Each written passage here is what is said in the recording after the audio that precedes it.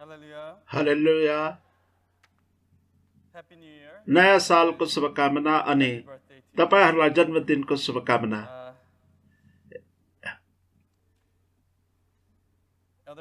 Elder एरनले मलाई वंशानुगत रूपमा किन हाम्रो आज जन्मदिन हो भनेर भन्नलाई भन्नुभयो।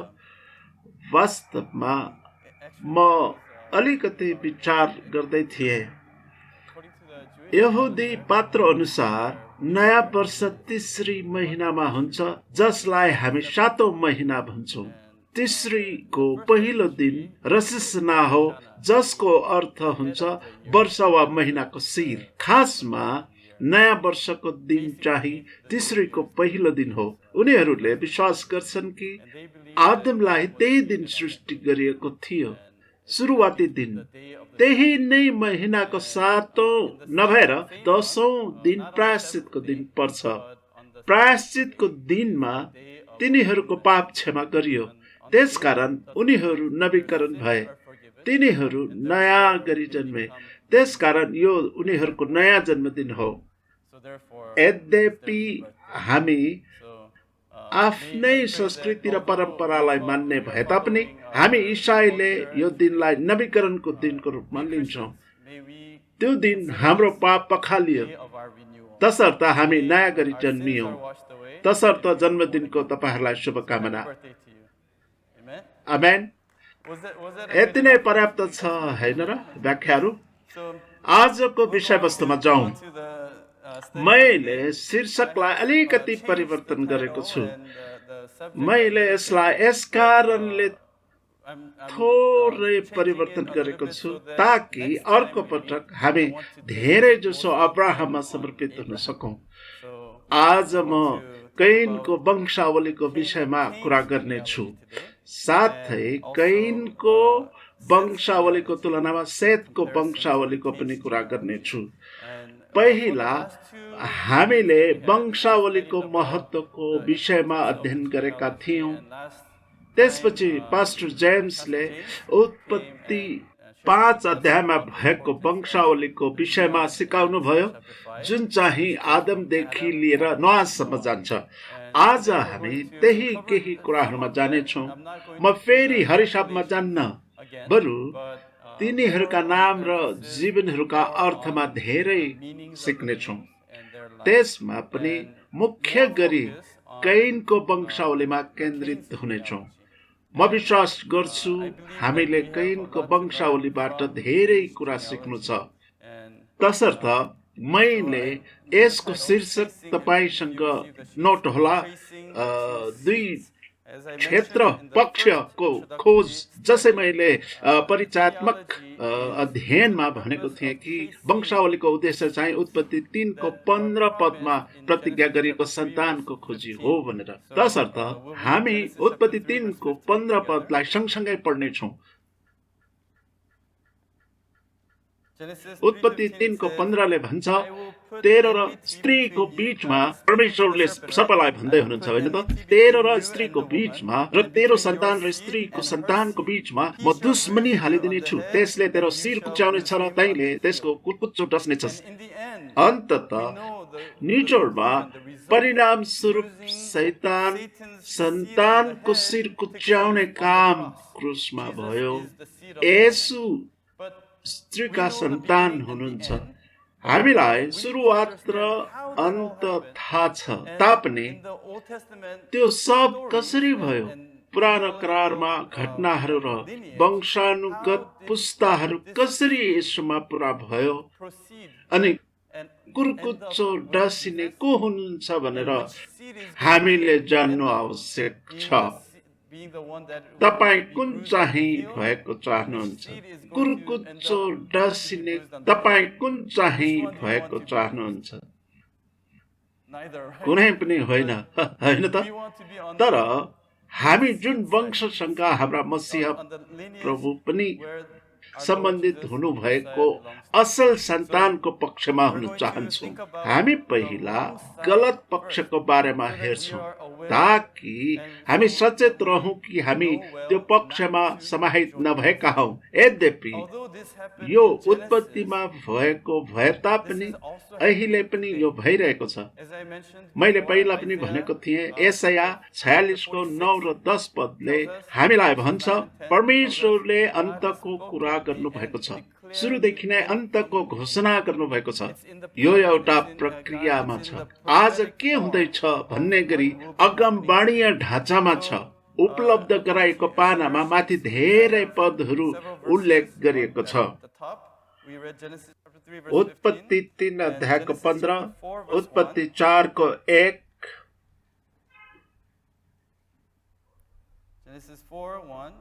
उत्पत्ति आफ्नी पत्नीसित आदमको सहवास भयो र तिनी गर्भवती भएर कैनलाई जन्माइन् र भनिन् परमप्रभुको सहायताले एक पुरुष जन्माए। बालक जन्मिना साथ उनले सोचिन् कि हुन सक्छ परमेश्वरले प्रतिज्ञा गर्नु भएको स्त्रीको सन्तान यही हो कि भनेर। जे होस् तिनी कैन थिए। तपाईको पानामा पहिलो यूहन्ना 3:12 भन्छ कैन जस्तो नहो जो शैतानको थियो। कैन शैतानको थियो भनेर परमेश्वर भन्नुहुन्छ। अनि यहुदा 1:11-13 पद म फेरि पढ्नेछु, तपाईको पानामा छ, तपाई पछ्याउन सक्नुहुन्छ। तिनीहरूलाई धिक्कार छ किनकि तिनीहरू कैनको चालमा हिँड्छन्, लाभको खातिर बालामको भुलमा फस्दछन् र कोरहको विद्रोहमा जस्तै नष्ट हुन्छन्। अनि उहाँ अगाडि लगातार गलत सन्तानको शैतानसँग सम्बन्धित सन्तानको बारेमा। तसर्थ छुटकाराको इतिहासले एक आपसमा प्रतिस्पर्धा गरिरहेका दुई सन्तानलाई अगाडि बढाइरहेको हुन्छ र शैतानको पक्षबाट स्त्रीको सन्तानलाई नाश गर्न खोजिरहेको छ। कुनै पनि खण्ड मार्फत र येशू आउने कुनै पनि सम्भाव्यतालाई उनीहरू मसीहलाई आउनबाट रोक्न चाहन्थे, किनभने जब मसीहा आउनुहुन्छ तिनीहरूको शिर कुच्चाइनेछ भन्ने कुरा तिनीहरूलाई थाहा छ। म विश्वास गर्छु हामी पनि त्यसै गरी आज हाम्रा प्रभुको दोस्रो आगमनको पर्खाइमा छौं। हामी उहाँको लागि पर्खने कुरामा सफल भएको शैतान चाहँदैन। शैतानले त्यो कुरा हुनु अघि हामीलाई बाहिर लगार्न चाहन्छ। तसर्थ छुटकाराको इतिहास त्यो इतिहास हो जहाँ परमेश्वरले उहाँको सन्तानलाई सुरक्षित राख्नुहुन्छ। यहाँ सन्तान भनिरहँदा हामी शारीरिक भौतिक सन्तान वा वंशावलीको मात्र कुरा गरिरहेका हुँदैनौँ। यतिखेर हामी आत्मिक सन्तानको कुरा गरिरहेका छौँ। हामी सबै नै त्यो सन्तानहरू हौं जो येशूको वंशसँग सम्बन्धित छौं। आमेन। तसर्थ हामी हाम्रै बारेमा र त्यो सन्तान हामीमा र अर्को सन्तान अझै आजसम्म पनि निरन्तरता छ भन्ने बारेमा कुरा गर्दैछौँ। यहाँ के भयो? आदमको पाप असल र खराब ज्ञान दिने रुखबाट खाई आदमले पाप गरे। तसर्थ उनी भित्रै असल र खराब गुणको सम्भाव्यता भन्ने कुरा छ। अनि त्यो चाहिँ उनैका सन्तान छोराहरू मार्फत देखिन्छ। कैनद्वारा खराब र हाबिलद्वारा असल अभिव्यक्त भयो। यसको अर्थ कैन चाहिँ 100% खराब र हाबिल 100% असल थिए भन्ने हो। अरू सबै पापी मानिस जाति कहाँ पर्ने त? तसर्थ हामी सबैमा नै केही प्रतिशत खराबी र केही प्रतिशत असल हुन्छ। कहिले काहीँ पहिलो भन्दा अर्को धेरै हुन्छ भने कहिले काहीँ अर्को भन्दा पहिलो धेरै हुन्छ हो। तसर्थ हामी यसरी भनौं कैन 51% खराब अनि 49% असल थिए। 2%ले पनि फरक पार्छ कतापट्टि हुने भनेर। बाइबलमा त यसरी छैन, कोरेको मात्रै है त। अनि हाबिल चाहिँ 49 र 51%।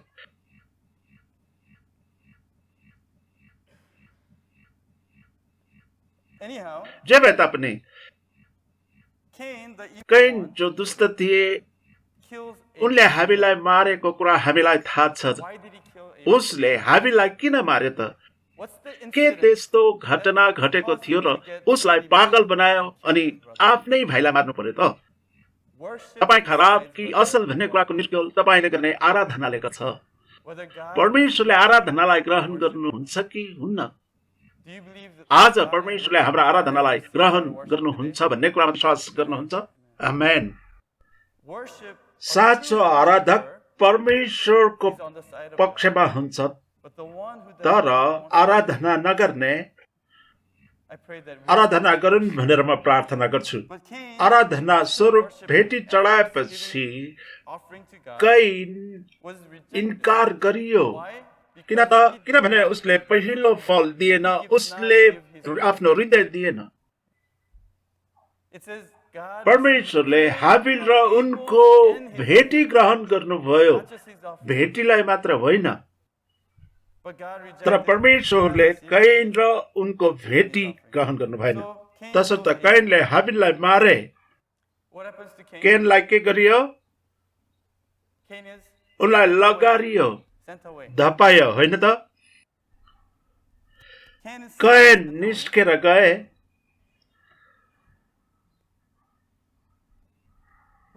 को बाँकी भयो? आदमको असल सन्तानलाई निरन्तरता दिन। त परमेश्वरले सेत भनिने अर्को सन्तान दिनुभयो। कैन जिउँदै भएकाले दुवैतिर वंशावली बढ्दै गयो। कैन अदनको पूर्वतिर जान्छन् अनि त्यहाँ गएर उनले विवाह गर्छन् अनि छोरा पाउँछन्। छोराको नाउँ हनोक राख्छन्। त्यसपछि वंशावली अगाडि बढ्छ। हनोक, एरेद, महुयायल, मतुसायल, लेमेक, जसलाई दुष्ट भनेर चिनिन्छ। अर्को पक्षमा सेतका एनोस थिए। लेमेकका 3 जना छोराहरू थिए। याबाल, यो तपाईँले पहिला गर्नु भएको हो? पछिल्लो पटक यसलाई हेर्नु भएको छैन नि? म विचार गर्छु लिबर लाइफमा पहिला मैले यही नै सिकाएको थिएँ। हामीले यो हेरेका थियौँ, हामीले गरेका थियौँ। हुन्छ, याबाल, युबाल, तुबल कैन, है त? पछिल्लो पटक हामीले यसलाई हेरेका थिएनौँ, होइन? याबाल कस्ता थिए भनेर हामीले गरेका थियौँ। यो हामीले गर्यौँ है? यो हो। याबालले के कुराको प्रतिनिधित्व गर्थे? आर्थिक कुराको। युबालले चाहिँ सम्झिनु भएको छ? छैन? त्यसो भए त्यतिखेर नहुनेहरूका निम्ति फेरि एकपटक हामी हेर्नेछौँ। लेमेकका 3 छोराहरू र 1 जना छोरी थिइन्।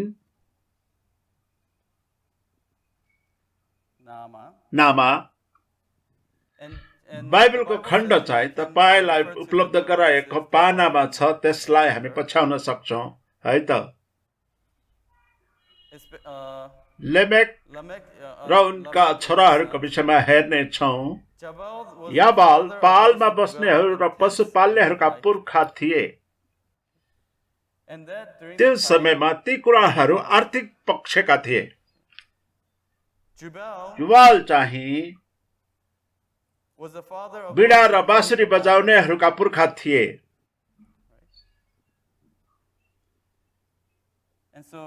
तसर्थ मनोरञ्जन, हिपहप, हलिउड जस्ता, होइन त? तुबल कैन चाहिँ काँसो र फलामका हतियार बनाउने पहिलो मानिस थिए। उनले के बनाए भनेर तपाईँ विचार गर्नुहुन्छ? उनले के बनाए होलान्? उनी अरू मानिसहरूलाई चोट पुर्याउने सामानहरू, जो चाहिँ हतियारहरू बनाए। यी 3 थोकहरू कसैलाई हामीले ऊ त यसको बाउ हो भन्यो भने ऊ त्यसमा निपुण हुन्छ। त त्यो समयमा याबेल चाहिँ अति धनाढ्य व्यक्ति थियो, यो संसार अनुसार सफल व्यक्ति। युबाल प्रख्यात थिए जसले संगीत सृजना गरे अनि मनोरञ्जन गराए, ख्याति कमाए, तुबुल-कैन शक्तिका केन्द्र। यिनै थोकहरू हो संसारले खोजिरहेको। यी तिनै थोकहरू हुन् जुन खोज्न र पाउन हामी मध्ये धेरै अनि हाम्रा सन्तानहरूलाई पनि तालिम दिएको छ। नामा भन्ने नामको अर्थ हुन्छ छम छम छम छम। नाच्दाखेरि स्त्रीहरूले लगाउने गहनाहरूबाट आउने आवाज हो। सुन्दर नाच तपाईले विचार गर्न सक्नुहुन्छ। विभिन्न प्रकारका आधुनिक लोक डान्सहरू, त्यस नृत्य गर्दाखेरि आउने आवाजहरू छम छम झन्कार। यी ती थोकहरू हुन् जसलाई संसारले जीवनको लक्ष्य र उद्देश्यको रूपमा हेर्ने गर्छन्। त्यो कुरा कसै गरी कैनको वंशावलीमा दिइयो।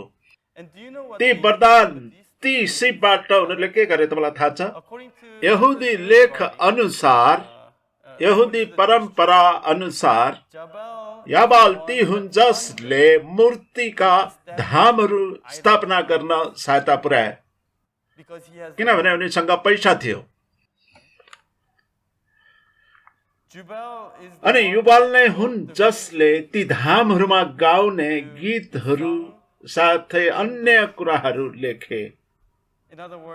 अर्को शब्दमा भन्नुपर्दा उनी नै हुन् जसले आधारभूत रूपमा ती मूर्तिका धामहरूमा आराधनाको सुरुवात गरे। तुबुल-कैन नै हुन् जसले आराधनाको समय बलिहरूलाई मार्ने परम्परा सुरुवात गरे।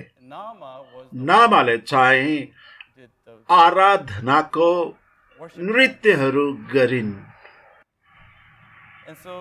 यसरी उनीहरूलाई दिएको वरदानहरूलाई उनीहरूले गलत परमेश्वरको आराधना गर्नमा प्रयोग गरे। अर्कोतिर भएका एनोस उत्पत्ति 4:26 परमेश्वरको आराधना गर्ने व्यक्तिको रूपमा चिनिन्छन्। एनोसको समयमा तिनीहरूले परमप्रभुको नाउँको पुकारा गर्न सुरु गरे। हामीले यो हेरिसकेका कुरा याद गर्नुभयो? यो पहिला नै छोटकरीमा हेरिसकेकोले यसलाई दोहोर्याउँ कि यतिमै छाडौँ भनेर म तपाईलाई सोध्न चाहन्छु। दोहोरौँ? पहिला नै यो एकदमै राम्रोसँग हेरिसकेकाले यसलाई दोहोर्याउनु नपर्ला। है त, मैले बुझे। त यतातिर संसारले खोज्ने सबै कुरा छ। सेत र उनका सन्ततिहरूको विषयमा एनोसको समयमा उनीहरूले परमेश्वरको पुकारा गर्न थाले भन्दा बढ्ता वर्णन गरिएको छैन। एनोस भन्ने शब्दको अर्थ के हो तपाईँलाई थाहा छ? एनोसको अर्थ निर्बल, कमजोर। हामी परमेश्वरको सहायता बिना कमजोर छौं भनेर महसुस गरे। हामी निर्दय मानिसहरू हौं। हामी परम प्रभुमा भर पर्नु पर्दछ। हामीले परम प्रभुको पुकारा गर्नु पर्दछ। तसर्थ उनीहरूले परम प्रभुका नाउँको पुकारा गर्न सुरु गरे र तिनीहरूले परम प्रभुको नाउँ पुकारा गर्न थाले भन्ने अभिव्यक्तिले नियमित बलिदान पूर्ण आराधनालाई जनाउँछ। त त्यस बेलादेखि उनीहरूले परमेश्वरको आराधनालाई नियमित बनाए। त्यो भन्दा अगाडि कसरी गर्थे थाहा छैन, तर एनोसको समयदेखि त्यो संस्थागत गरियो। कैन पट्टिकाहरूले अरू देवहरू पुजिरहेका थिए भने त्यसपछि उनीहरूको वंश तुरिएको छ। केही विद्वानहरूले उक्त वंश काटिनुको कारण चाहिँ जल प्रलय हो भन्छन्। उनीहरू श्रापित भएकाले उनीहरूको वंश तुरियो भनेर अरू ईश्वरशास्त्रीहरू भन्छन्। दुष्टाइ गर्नेहरूको निरन्तरता हुँदैन। यद्यपि परमेश्वरका जनहरूको निरन्तरता नभएको होस् भनेर आफूलाई पछ्याउनेहरूलाई निश्चित गर्न शैतान निरन्तर लागिरहन्छ। सबैजना जल प्रलयमा मर्छन्। शारीरिक र भौतिक रूपमा उनीहरूको निरन्तरता हुँदैन। तर उनीहरू कसरी अगाडि बढे त भन्दा यो येशू ख्रीष्टको सन्तानसँग हामी अगाडि जसरी बढिरहेका छौँ त्योसँग थोरै मिल्दछ। कुनै पनि रीतिले येशूसँग शारीरिक रगतसँगै हामी मिश्रित छौँ भनेर त लाग्दैन। ममा यहुदी रगत छ भनेर म विचार गर्दिन, तर म विश्वास गर्छु येशू मेरो पिता हुनुहुन्छ। कसरी? पवित्र आत्मा र वचनद्वारा। येशूले भन्नुहुन्छ बिउ वचन हो र यदि तिमीले वचन स्वीकार्छौ भने तिमी अब्राहमका सन्तान हुनेछौ। हो, तर अर्कोतिर कैनतिर यो निरन्तर अगाडि जान्छ। त्यसै गरी निम्न कुरा मार्फत विचारधारा, जीवनशैली अनि विवाह मार्फत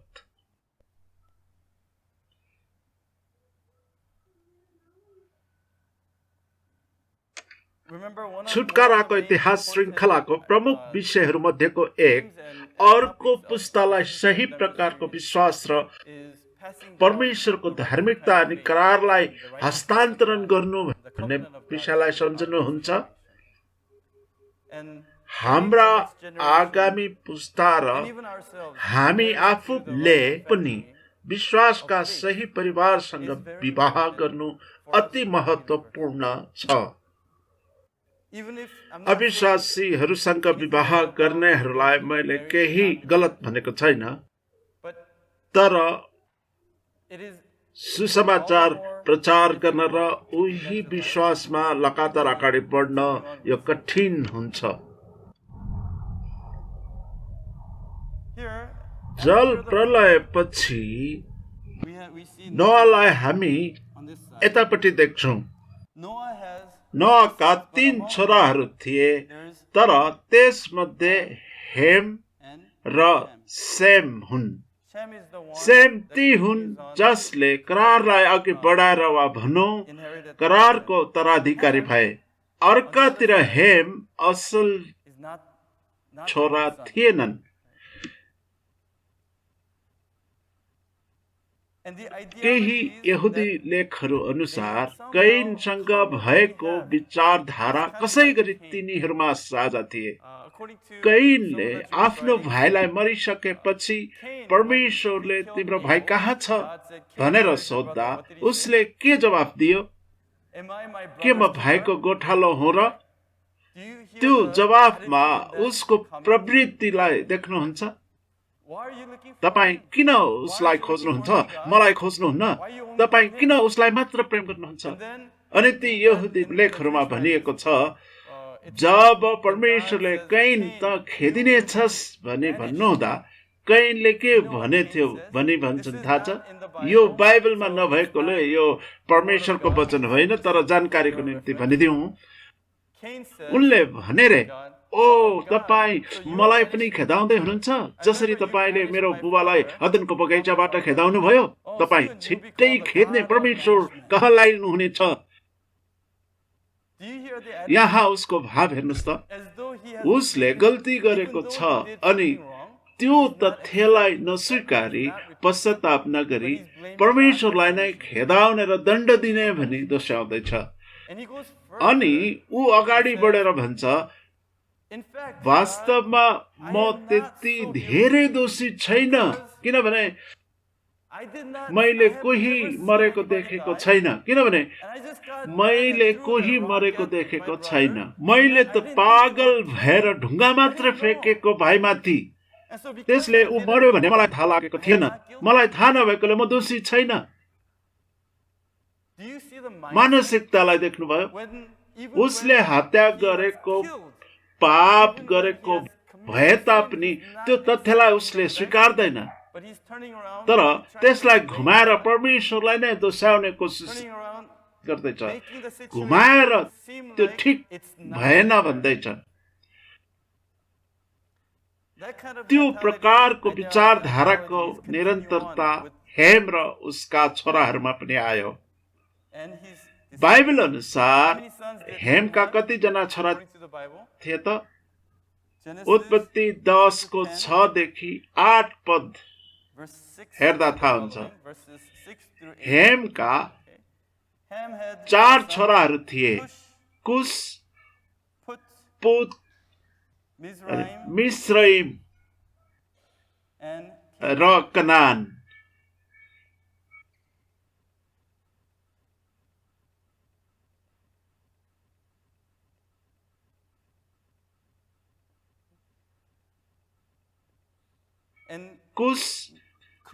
कुशका छोराहरू मध्ये एक निम्रोद थियो। निम्रोद के भनेर चिनिन्छ? निम्रोद शक्तिशाली शिकारी भनेर चिनिन्छ, हैन त? परम प्रभुको अगाडि निम्रोद शक्तिशाली शिकारी थिए भनेर लेखिएको छ। उत्पत्ति 10:9 उनी परमेश्वरको सामु शक्तिशाली शिकारी थिए। प्रारम्भिक भाषामा सामु भन्ने नामयोगीलाई विरुद्ध भनेर अर्थ्याउन सकिन्छ। परमेश्वरको विरुद्धमा शक्तिशाली शिकारी। मानिसको दृष्टिकोणमा उनी संसारका नायक थिए, तर उनले मानिसलाई गलत बाटोमा डोर्याउँदै थिए। 10 पदले भन्छ उनको सुरुवाती राज्य नै बेबिलोन थियो। सुरुवातीको राज्यमा बेबिलोन, एरेक र अक्कद र कलनेह थिए। अरू चाहिँ हामीले सुनेका छैनौँ, बाबेल मात्र सुनेका छौँ। बाबेलको पछाडि के विचारधारा र मानसिकता छ होला? उनीहरूले बाबेलको धरहरा किन निर्माण गरे होलान्? परमेश्वरको दण्डबाट बच्न उनीहरूले बाबेलको धरहरा निर्माण गरे। उनीहरूले भने कि हामीले चाहे जस्तो जीवन जिउन चाहन्छौँ। हामी परमेश्वरले उहाँको व्यवस्थाद्वारा यसमा बाधा दिएको हामी चाहँदैनौँ। मेरो पापको बदलामा म दोषाएको म चाहन्न। अन्तको समयमा परमेश्वरले गर्नुहुने इन्साफको बारेमा म फिक्री गर्दिन। म आफूले चाहे जस्तो जीवन जिउन चाहन्छु, चाहे जस्तो गर्छु, कुनै कुराको फिक्री गर्दिन। बाबेलको समयमा त्यो नै विचारधारा थियो। त्यसको लागि हामी यस्तो एउटा कार्य गरौँ जसले गर्दा परमेश्वरले हाम्रा कामहरूमा अवरोध गर्न नसक्नु भएको होस् भनेर भने। अब म कहिल्यै यस संसारलाई पानीद्वारा न्याय गर्ने छैन भनेर परमेश्वरले इन्द्रिणी मार्फत नोआसँग बाँधेको करारको विषयमा उनीहरूलाई थाहा थिएन। उनीहरूले परमेश्वरको वचनलाई नजरअन्दाज गर्दै थिए। तसर्थ उनीहरूले भने यदि परमेश्वरले हामीमाथि इन्साफ गर्नुहुन्छ भने उस्तै प्रकारले गर्नुहुन्छ, जल प्रलयद्वारा। तसर्थ जल प्रलयबाट जोगिन हामीले यस्तो धरहरा बनाउनु पर्छ जुन चाहिँ ठुलो होस्। त्यसै कारणले उनीहरूले बाबेलको धरहरा बनाउन सुरु गरे, परमेश्वरको विरुद्धमा चुनौतीको रूपमा। त्यो मानसिकता आज पनि त्यही प्रकारको मानसिकता छ त? कहिलेकाहीँ कुनै ठाउँमा त्यो कैनको विचारधारा हो। कैन परमेश्वरदेखि टाढा गए अनि आफ्नै सहर बसाले। कसैले आक्रमण गर्न नसकुन् भनेर आफ्ना सहर वरिपरि पर्खाल लगाए। आफूले पाएको श्रापले आफूलाई असर नगरोस् भन्ने हेतुले। धरहरा बनाउने सिप अचम्मको छ। यदि यो नागबेली प्रकारको यस्तो प्राचीन समयका जस्तो हो भने यो मजबुत अति वैज्ञानिक धेरै नै योजना गरिकन राम्रोसँग बनाएको हुनुपर्छ। संसारको भाषामा भन्दा राम्रो प्रविधि र असल विकास हो। जे भए तापनि आशय र उद्देश्य फरक थियो। मिस्रैम चाहिँ मिस्रको हिब्रू शब्द हो भने केनानका 7 कुलको विषयमा हामीलाई थाहा छ नि। त्यो समयमा यी सबै नै परमेश्वरका शत्रुहरू हुन्। हामका सन्ततिहरू ठाउँको अभावको कारणले म यी कुराहरू मेटाउँ।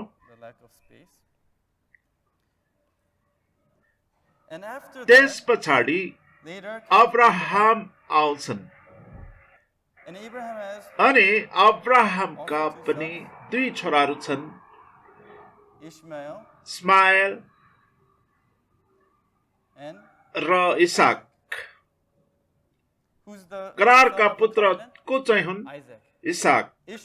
इस्माएल उत्पत्ति 21 को 9 अनुसार यसलाई हामी सँगै पढौं त। उत्पत्ति 21 को 9 अनुसार मिस्री हागारले अब्राहमबाट जन्माएको छोरालाई ठट्टा गरिरहेको साराले देखिन्। इस्माएलकी आमा मिस्री थिइन्, तसर्थ उसको सम्बन्ध के हो त? पुत र इस्राइम। इस्माएलकी आमा मिस्रैमकै सन्तति हुन्, तसर्थ हामकै सन्तति भइनु नि। उत्पत्ति 16 को 12 मा इस्माएललाई जंगली गधासँग तुलना गरिएको हामी पाउँदछौं। गधालाई हिब्रूमा परेहलाई स्वतन्त्र र बेकारको जमिनमा बसोबास गर्ने भनेर बुझिन्छ। यसले अनेकन अलङ्कारलाई जनाउँछ भने बेनहामले यसलाई पुरानो करारमा व्यक्तिगत जीवन शैली, सामाजिक तवरले लगाम लगाउन नसकिने उपमाको रूपमा प्रयोग भएको कुरा बताउँछन्। म आफै जिउँछु, परमेश्वरले स्थापना गरेको नीति र व्यवस्थाको झमेलामा पर्न चाहन्न। उत्पत्ति 21 को 21 अनुसार उनले मिस्रीसँग विवाह।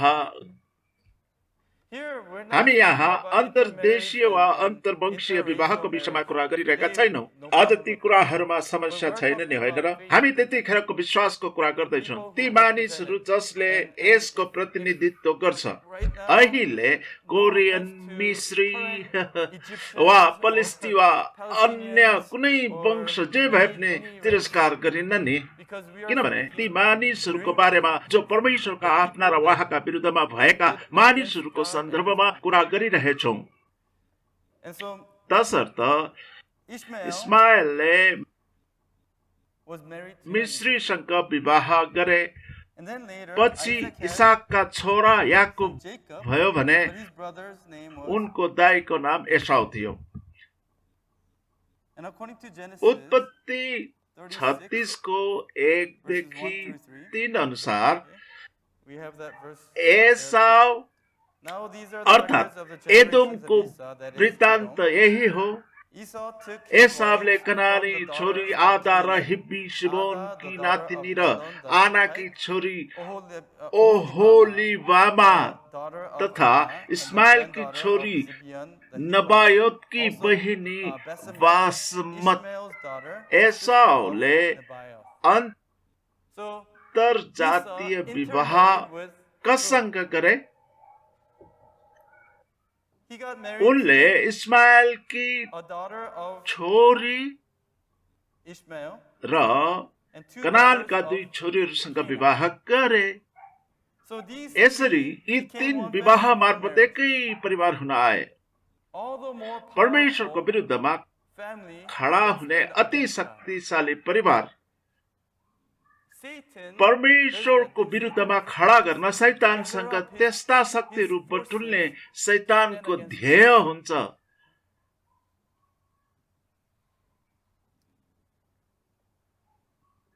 कनानको छोरीहरू विवाह गर्नुको परिणाम 12 पदमा देख्न सकिन्छ।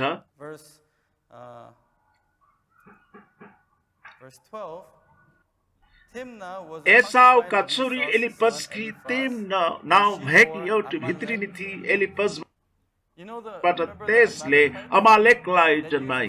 तपाईँ अमालेकीको बारेमा सम्झनुहुन्छ, जसले इजरायलीहरूलाई अति नै अप्ठ्यारोमा पारेका थिए। परमेश्वरले उनीहरूलाई घृणा गर्नुहुन्छ। सावललाई त तिनीहरूलाई निमिट्यान्न पार्न समेत भन्नुभएको थियो।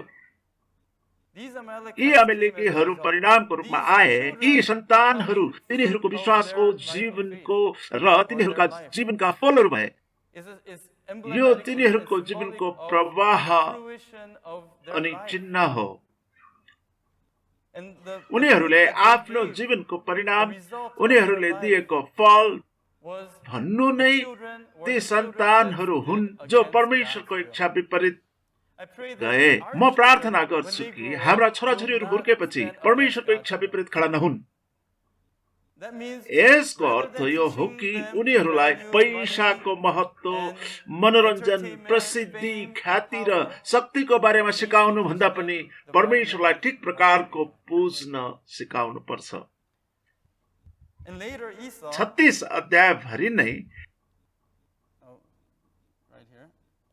36 अध्याय एसाउ नै आदोम थिए भनेको छ। एदोमीको बारेमा तपाईहरुलाई थाहा छ नि, होइन? एदोमीहरू असल थिए कि खराब? बाइबलको सन्दर्भमा पछि अदोमहरू नै इदोमी भए।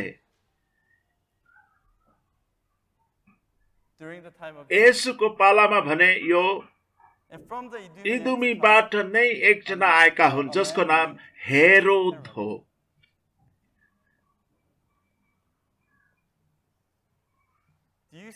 तपाईले देख्नुभयो मिस्राइमबाट आएको राजा फारोहले मोसाको पालामा जन्मेका पुरुष बालकहरूलाई मारेर परमेश्वरका जनहरूलाई निमिट्यान्न पार्ने कोसिस गरेका थिए।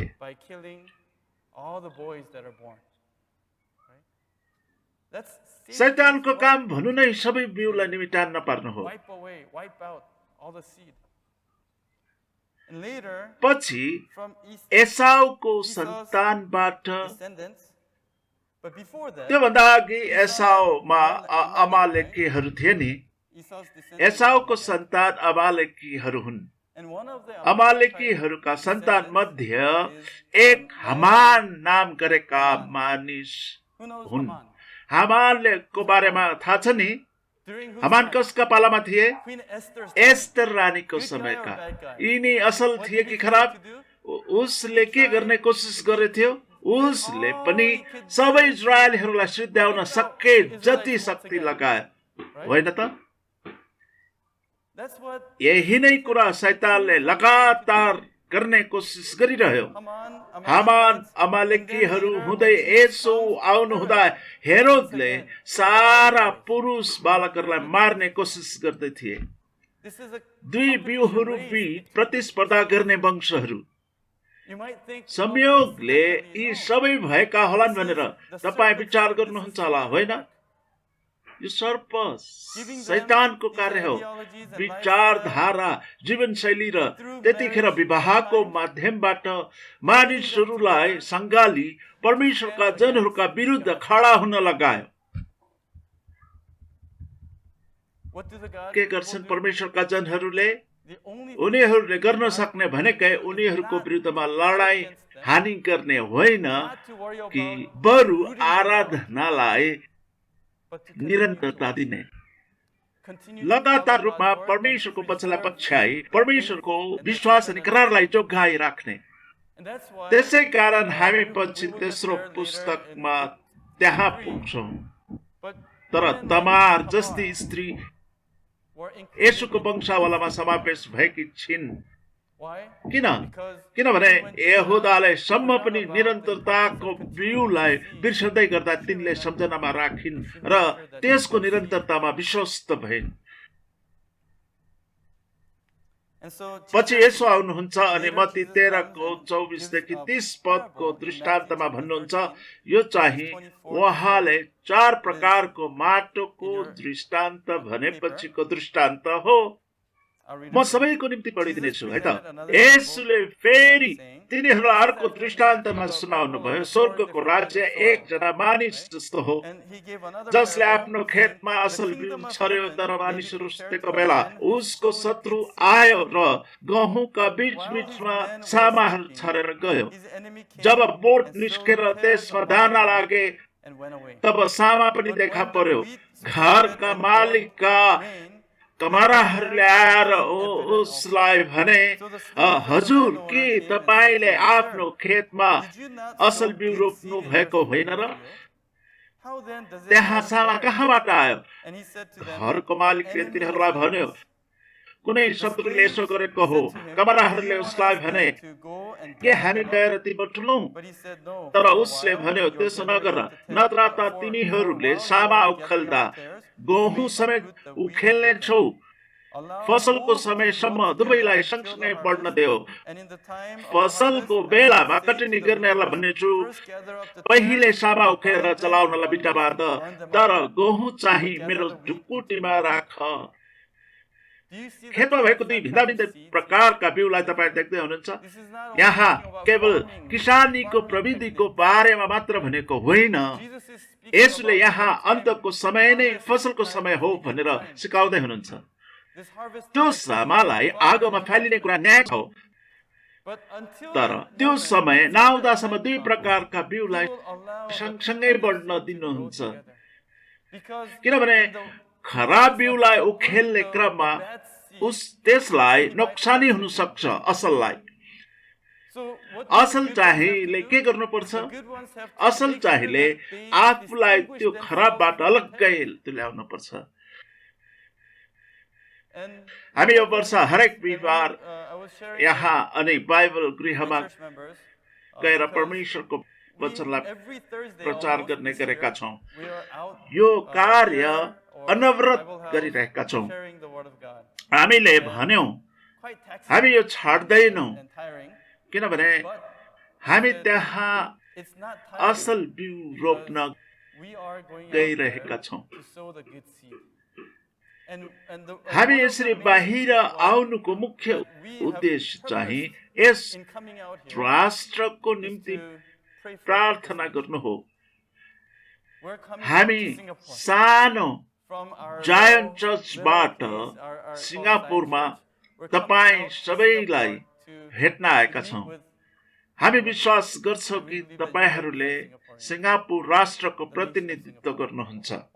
मैले किन यसो भने त कोरियामा हरेक बिहिबार छुटकाराको इतिहासका लेखक अब्राहम पाकले मण्डली स्थापना गरेको दिनदेखि अहिलेसम्म उहाँको देवासन भइसकेपछि पनि, हुन त आइतबार र बुधबारको सेवा भए तापनि बिहिबार पनि भेला भएर आराधना गर्ने गरिन्छ।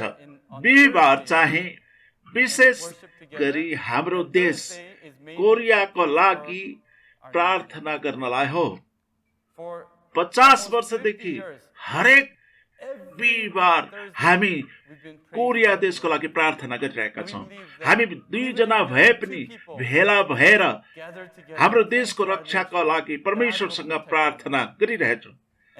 जब जब हामी यहाँ भेला हुन्छौँ तब हामी यो देश सिङ्गापुरको लागि प्रार्थना गरिरहेछौँ। हामीसँग विश्वासका 2 भन्दा बढ्ता मानिसहरू हुन्छन्। म विश्वास गर्छु जब हामी यो राष्ट्रको लागि प्रार्थना गर्छौँ, यो परमेश्वरको राष्ट्र हुनेछ। त्यो राष्ट्र बन्नेछ जसलाई परमेश्वरले उहाँको वचन घोषणा गर्न र अरू धेरै राष्ट्रहरूलाई बचाउन प्रयोग गर्नुहुनेछ।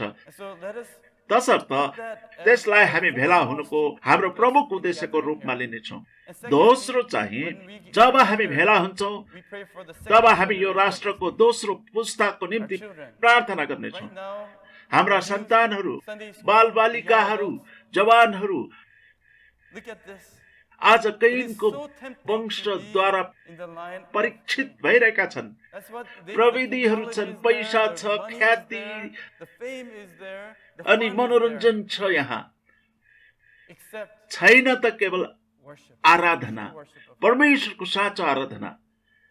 कसरी हामी उनीहरूलाई यहाँ रहिरहन दिने त? हामीले सुल्झाउनु पर्ने यो अर्को प्रश्न हो।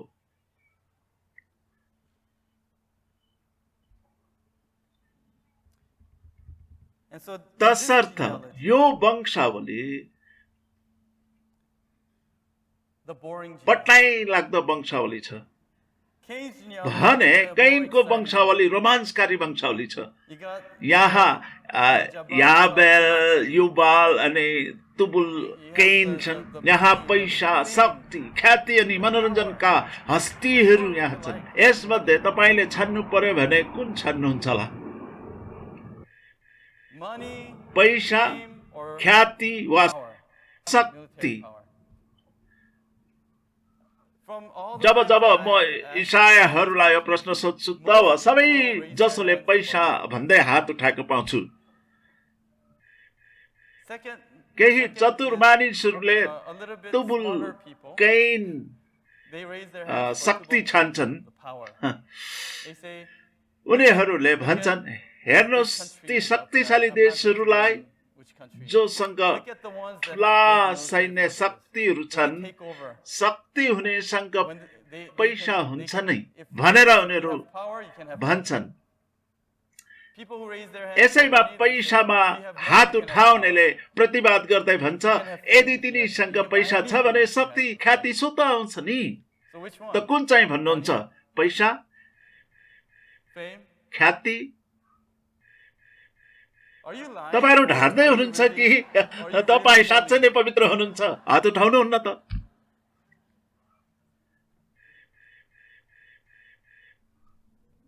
हामी आराधना चाहन्छौँ हैन त?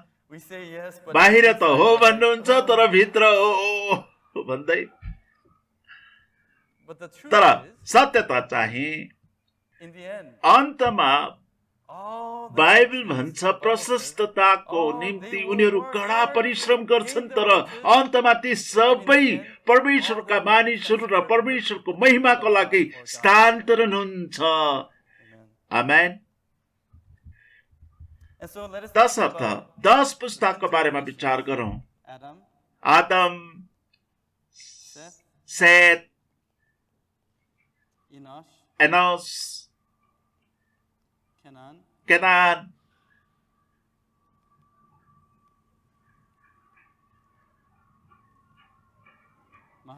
महाललेल,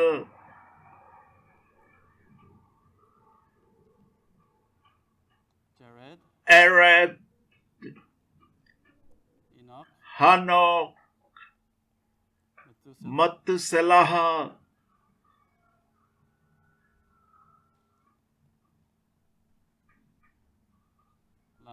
लामेक र नोआ।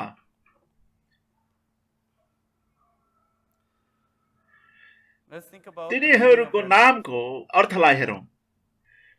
विशेष गरी यहुदी पाठकहरूका लागि नामहरूको अर्थ यसरी हामीले पहिला नै हेरिसकेका छौँ जस्तो लाग्छ। अति महत्त्वपूर्ण, यी धेरै महत्त्वपूर्ण छ। नामले स्वयं व्यक्ति मात्रै नभएर त्यो युगको प्रतिनिधित्व गर्छ। उनीहरू के का लागि खडा छन् र परमेश्वर उनीहरूबाट के चाहनुहुन्छन्, परमेश्वर उनीहरूबाट के चाहनुहुन्छ। हामीले बुझ्नुपर्ने कुरा के हो भने यी वंशावलीद्वारा हामीले यसो आफैलाई पनि देख्न सक्नुपर्छ। यी वंशावलीहरू मध्ये को चाहिँ महत्त्वपूर्ण हो त? विशेष गरी बाइबलीय वंशावलीमा प्राय जसो मुख्य पात्र चाहिँ अन्तिमको हुन्छ। उनीहरूले पुस्ता भरि नै त्यो अन्तिम हुन कर्म गर्छन्, यो नै निचोड हो। यहाँ हामी 3 महत्त्वपूर्ण व्यक्तित्वहरू देख्दछौँ। आदम, नोआ अनि अर्को को हो? हनोक।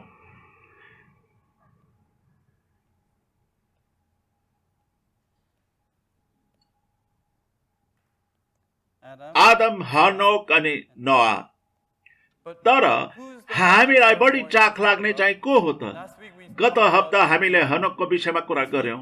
यो पटक हामी नोआको विषयमा अलिकति कुरा गर्छौं। अर्को पटक पनि हामीलाई नोआको विषयमा चाख लाग्छ, किनभने मत्ती 24 को 37 देखि उता हेर्यो भने येशू भन्नुहुन्छ, पुत्रको आगमन नोआको दिनको झैं हुनेछ। नोआमा त्यस्तो महान विश्वास कसरी आयो? विश्वासको बारेमा उसलाई कसले सिकायो? किनभने हामीले पहिले हेरिसक्यौं कि नोआले आदमलाई र नोआले हनोकलाई कहिल्यै देखेका थिएनन्, तर उनीसँग विश्वास थियो। उत्पत्ति 6 को 8 र 9 अनुसार नोआ निर्दोष थिए र परम प्रभुको साथसाथै हिँड्थे।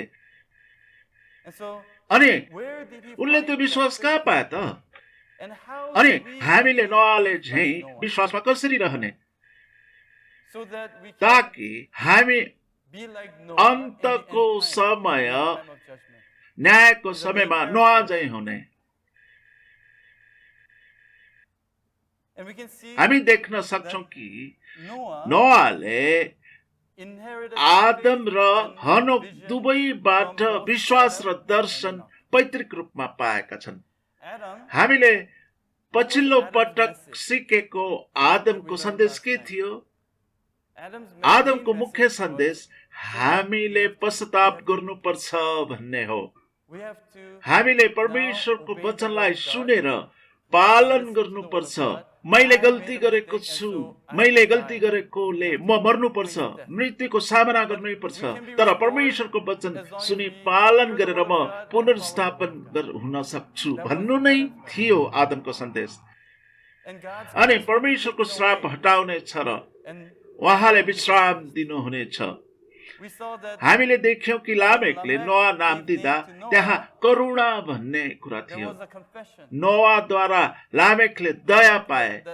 परमेश्वरले छोरा नोआद्वारा परमेश्वरले हाम्रो हातका परिश्रमदेखि विश्राम दिनुहुनेछ। हनोकको सन्देश चाहिँ के हो त्यो त? हनोक पनि प्रचारक थिए। यहुदा 1 अध्यायको 14 देखि पढ्ने हो भने उनको सन्देश, मैले अन्तको दिनमा भक्तिहीनलाई इन्साफ गर्न परमेश्वर आइरहनु भएको मैले देखेँ। तसर्थ नोआको जीवन र कार्यमा ती दुई सन्देशलाई हामी देख्न सक्छौं। दोस्रो पत्रुस 2 को 5 मा हेर्यो भने देख्छौं,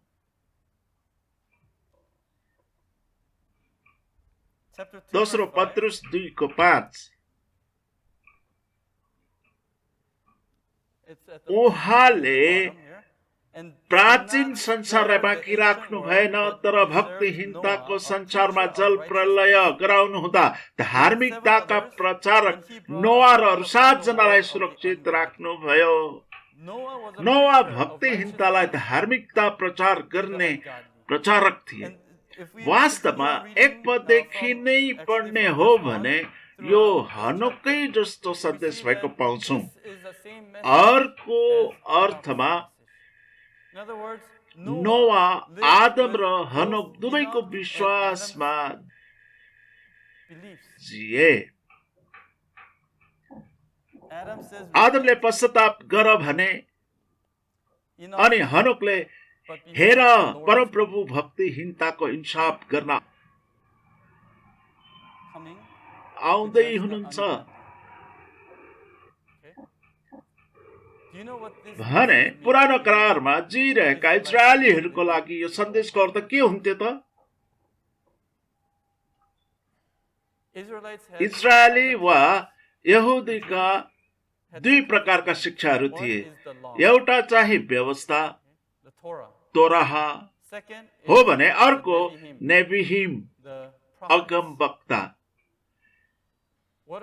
यी दुईमा थोरै भिन्नता छ। हुन त अगमवक्ताले व्यवस्थालाई नै लिएर सिकाउँछन् पनि उक्त व्यवस्थाले उनीहरूलाई तिमीहरू पापी हौ पश्चाताप गर भनेर भन्थे। तर अगमवक्ताले परमेश्वर आउँदै हुनुहुन्छ भनेर अगमवाणी पनि गर्ने गर्थे। तसर्थ पश्चाताप गर किनकि परमेश्वर आउँदै हुनुहुन्छ नै दुई सन्देशहरू हुन्। पश्चाताप गर तर निराश नहो किनभने परमेश्वर आउँदै हुनुहुन्छ। येशू आउनु भन्दा अगाडि कसले येशूको विषयमा प्रचार गर्दै थिए? बप्तिस्मा दिने यूहन्नाले प्रचार गर्दै थिए। उनको सन्देश के थियो त? पश्चाताप गर किनकि परमेश्वरको राज्य तिम्रो हातैमा छ। पश्चाताप गर किनकि परमेश्वरको राज्य नजिकै छ, हैन त? त यो अन्तका दिनमा हामीले यी दुई सन्देशलाई प्रवाह गर्नुपर्छ। पश्चाताप गर किनकि परमेश्वरको राज्य आउँदैछ भनेर। तसर्थ नोआले सन्देश पाएर त्यसै अनुसार जिए। अब हामी तिनीहरूको नामका अर्थहरूलाई हेरौँ। आदम भनेको मानिस, सेत अर्को सन्तानको लागि नियुक्त भएका, एनोस कमजोर वा निर्धो, केनान अनपेक्षित वा ठुलो पद, महालेल परमेश्वरको आशिष वा प्रशंसा भन्ने हो। एरेद भनेको तल झर्नु, तल आउनु भन्ने हुन्छ। हनोक शिक्षा वा शिक्षक वा आरम्भकर्ता भन्ने हुन्छ। मथुसेलह शाब्दिक अर्थमा मृत्युमा पठाइएको भन्ने हुन्छ। जब उनी मर्छन् इन्साफ वा मृत्यु आउनेछ। लामेक भनेको बल वा शक्तिशाली भन्ने हुन्छ। नोआ भनेको सान्त्वना वा विश्राम भन्ने हुन्छ। यसले हामीलाई के सिकाउँछ? यहुदी गुरुहरूले यसबाट एउटा वाक्य बनाएका छन् जसले भन्छ मानिसले नियुक्त गर्यो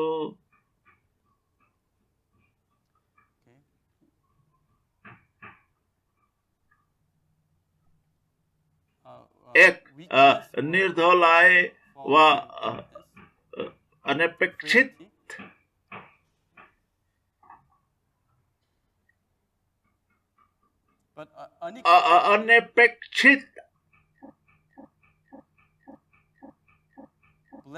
आशीष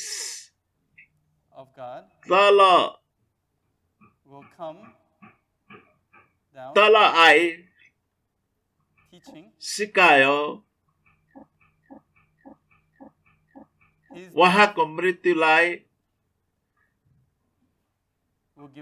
जसले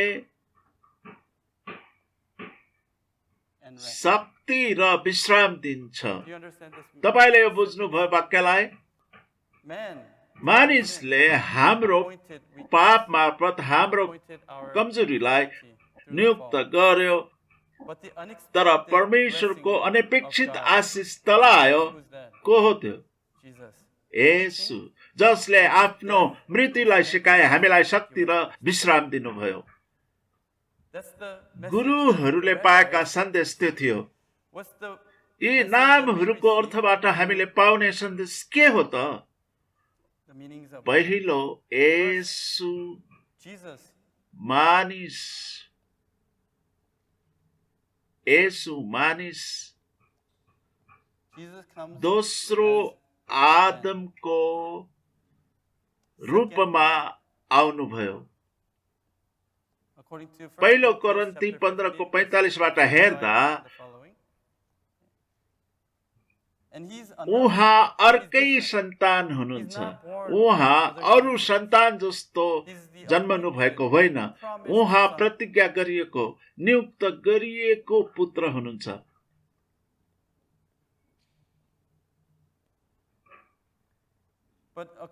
एसाया 53 अनुसार उहाँ कोमल घाँस जस्तो हुनुहुन्छ, जो मानिस कमजोर निर्धोको रूपमा आउनुहुन्छ, तर उहाँ हाम्रा लागि अनपेक्षित महान उपहार हुनुहुन्छ। अनि उहाँ परमेश्वरको प्रशंसा र आशिष हुनुहुन्छ, जो हामीमा ओर्ले आउनुभयो। उहाँले आफूलाई नम्र तुल्याउनु भयो। फिलिप्पी 2:2-8 पदले हामीलाई भन्छ कि उहाँ परमेश्वरको बराबरी भए तापनि आफूलाई होच्याउनु भई हामीसम्म आउनुभयो। आफूलाई क्रुस अनि मृत्युसम्मै होच्याउनु भयो। उहाँले सिकाउनु भएको कुरा धेरै पदहरूमा छ, तर यहाँ एउटा प्रतिनिधि पदको रूपमा मत्ती 13 को 54 पद अनुसार मानिसहरू उहाँलाई पक्रन आउँदाखेरिको समयमा पनि उहाँ सिकाउँदै हुनुहुन्थ्यो अनि तिनीहरू छक्क पर्दै थिए। उहाँको गजबको शिक्षाले उनीहरू अचम्भित परेका थिए। उहाँ वचनबाट मात्र नभएर आफ्नो जीवनबाट सिकाउने शिक्षक हुनुहुन्छ। मथुसेलहको जीवन बलिदानको जीवन थियो। उनको मृत्युले आशिष र मुक्ति ल्याउँथ्यो। त्यो चाहिँ मृत्यु तयार नभएकाहरूलाई दियो। मथुसेलहको अर्थ मृत्यु वा हिंसा हो, तर नोआ झै तयार भएकाहरूको लागि चाहिँ मथुसेलहको मृत्युको अर्थ मुक्तिको दिन हुन्छ। येशूको मृत्यु सर्पका सन्तानको लागि इन्साफ हो भने उहाँका सन्तान हाम्रा लागि मुक्ति हो। उहाँको मृत्युले शक्ति र बल ल्यायो अनि अन्तमा उहाँले हामीलाई सान्त्वना र विश्राम दिनुभयो। विश्वासमा रहेका व्यक्तिको हरेक नामले येशूको जीवन र उहाँको सेवाकायका हरेक पाटाको प्रतिनिधित्व गर्छ। तपाईँ आफूलाई यहाँ देख्नुहुन्छ? परमेश्वरको जन र परमेश्वरको सन्तान हुनको लागि हामीले यो चरणहरूलाई पनि पछ्याउनु पर्दछ। हाम्रो लागि ती चरणहरू के हुन्? हामी फेरि गरेर जन्मेका छौं। सुखद जन्म दिनलाई सम्झनुहुन्छ? हामी फेरि जन्मेका छौं। परमेश्वरको सन्तानको रूपमा हामी फेरि जन्मेका छौं। भजन संग्रह 49 को 20 ले भन्छ, समशक्ति नभएको धनी मानिस नष्ट हुने पशु तुल्य हो। हामी आफूलाई जनावरसँग तुलना गर्छौं नि, होइन? यो घडी, यो पला जन्मेको कुकुर, अनि यो समयको अजिङ्गर, यसरी हामीले 12 वटा जनावरसँग मानिसलाई सम्बन्धित तुल्याउँछौं नि। दिदी बहिनीहरूले दाजुभाइहरूलाई साढे, बोका, अरू के भन्छन् नि, ब्वासो पनि भन्छन्, होइन त? विभिन्न मानिसहरूलाई विभिन्न जनावरको उपमाले नामाकरण गरिएको हामी पाउँछौं। तपाईँ के त्यो पशु जस्तो जनावर हो र? यदि हामीसँग परमेश्वरलाई र परमेश्वरको आत्मालाई चिन्दैनौँ भने परमेश्वरको आँखामा त्यति फरक छैन जनावर भन्दा। म विश्वास गर्छु जब हामी फेरि जन्मन्छौँ भने हामी येशू ख्रीष्टको सही बिउ वचनद्वारा पुनः जन्म पाएका छौँ। त्यसकारण हामीसँग परमेश्वरको आत्मा भएकोले हामीलाई साँचो मानिसको रूपमा हेरिन्छ। स्त्री पनि हामी पुनः जन्मिएका छौँ। अब हामी केवल एउटा सन्तान मात्र होइन, बरु परमेश्वरको नियुक्त पाएका सन्तान, परमेश्वरका करारका मानिसौँ। यसुलाई विश्वास गरेपछि हामीमा हुन आउने पहिलो कुरो चाहिँ यो हो कि पहिला हामी हाम्रो क्षमतामा भर पर्थ्यौं, आफ्नै अनुभवमा भरोसा गर्थ्यौं, हामी आफ्नै घमण्डमा जिउँथ्यौं अनि उहाँमा विश्वास गरेपछि महसुस गरिने पहिलो कुरा भनेकै म पापी हुँ, म निर्दोष मानिस हुँ भन्ने हुन्छ। तपाईले यसलाई विश्वास गरेपछि यस्तो महसुस गर्नुभएको थियो, मैले पहिला महसुस नगरेको कुरा म पापी हुँ भन्ने तथ्य। कति कुरा म निर्धक्कताका साथ गर्ने गर्थे तर अहिले सक्दिन। यो महसुस गरेर कि म विचार गर्थे कि त्यो म हुँ तर होइन रहेछ भनेर। कहिले काहीँ हामी यसमा आउँदा साथीहरू गुमाउँछौँ, कहिले त हामी परिवारलाई पनि गुमाएका हुन्छौँ। हामी इन्कार गरिएको, हराएको लाग्छ, हामी निर्दोष भएको लाग्छ। त्यसै त हामी परमेश्वरको सामु आइ भन्छौँ, परमेश्वर मलाई सहायता गर्नुहोस्। मैले विचार गर्थे कि मसँग सब थोक छ तर म महसुस गर्दैछु कि म त पापी रहेछु, मलाई थाहा छैन के गर्ने हो भनेर। तपाईको सहायता बिना म अगाडि बढ्न सक्दिन। त्यतिखेर हामी अचम्मको अनुग्रहलाई अनुभव गर्दै हुन्छौँ। यो अनपेक्षित वरदान वा पद भन्नु नै परमेश्वरको अनुग्रह हो। परमेश्वरले हो मलाई थाहा छ तर म अझै तिमीलाई प्रेम गर्छु। हो मलाई थाहा छ तिमी कमजोर छौ तर तिम्रो लागि म छु। मलाई थाहा छ तिमी पापी हौ तर तिम्रो लागि म मरिसके भनेर भनिरहनु भएको महसुस। जब तपाईले पहिलो पटक महसुस गर्दै हुनुहुन्छ कि त्यो अचम्मको अनुग्रह आएर मेरो जीवनलाई ढाकेर मलाई बचाएको छ। मैले विचार गरेको थिएँ कि म हरुवा कमजोर हुँ तर परमेश्वर मसँग हुनुहुन्छ। अहिले परमेश्वरले मलाई सुरक्षा दिँदै हुनुहुन्छ। अब म मेरो क्षमताले, मेरो पैसा इत्यादिले होइन तर परमेश्वर मसँग हुनु भएकोले ममा निश्चयता छ। त्यो हो अनपेक्षित भनेको। हामीले त्यसको बारेमा कहिल्यै सोचेका थिएनौँ। मैले गरेको त्यो साँच्चीकै पापहरू पनि क्षम्य हुन्छ, क्षमा गरियो भन्ने तथ्यको बारेमा म कसरी सोच्न सक्छु? जघन्य पाप, भयंकरको यस्तो पाप जसको विषयमा तपाई नजिकको साथीसँग पनि कुरा सम्म गर्न सक्नुहुन्न, त्यो हाम्रा प्रभु येशू क्रिस्टद्वारा क्षमा भयो भन्ने कुरालाई विश्वास गर्न सक्नुहुन्छ? अनपेक्षित। अनि हामीले यसको लागि मैले के चुकाउनु पर्छ भनेर सोच्छौं, पर्दैन भन्नुहुन्छ। यो परमेश्वरबाटको सिधैको वरदान हो। जब हामी यो महसुस गर्छौं, पहिलो कुरा हाम्रो मुखबाट निस्कने कुरा भन्नु नै प्रशंसा हो। परमेश्वरले हामी प्रति गर्नु भएको अनुग्रहलाई बुझेपछि आउने प्रशंसा नै साँचो प्रशंसा हो। हामी हाम्रा हात उठाउँछौं, उहाँको नामको महिमा गर्छौं र उहाँको नामको बढाइ गर्छौं। प्रशंसा गर्दा हामी हाम्रा हातलाई उठाउँछौं नि, होइन? कहिले काहीँ तपाईको सांस्कृतिक र सांप्रदायिक पृष्ठभूमिले फरक पार्न सक्छ भने कोही हात उठाउन अलि शर्माउँछन्, ठिकै होला। हामी हाम्रो हात प्रशंसा यादाको लागि उठाउँछौं।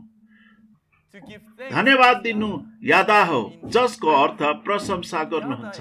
हिब्रूमा यादा भनेको हात हो। यसको अर्थ म मेरा हात उठाल्छु भन्ने हुन्छ। त्यो चाहिँ परमेश्वरलाई प्रशंसा र धन्यवाद चढाउनु हुन्छ।